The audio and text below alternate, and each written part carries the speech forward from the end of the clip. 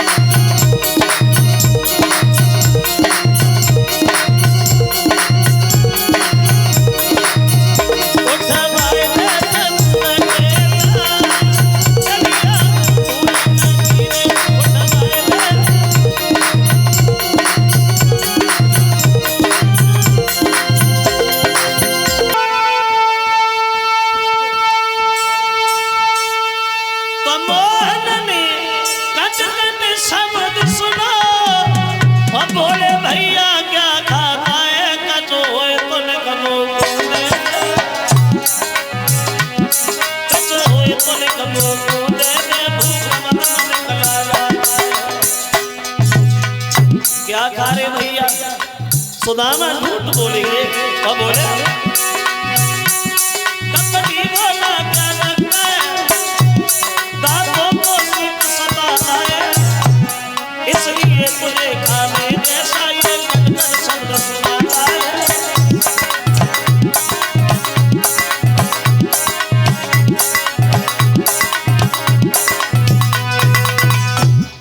बोले गए खा नहीं रहा हूं, सर्दी के मारे दांत भी बज रही इसलिए तुझे आवाज सुनाई दे रही। झूठ बोले।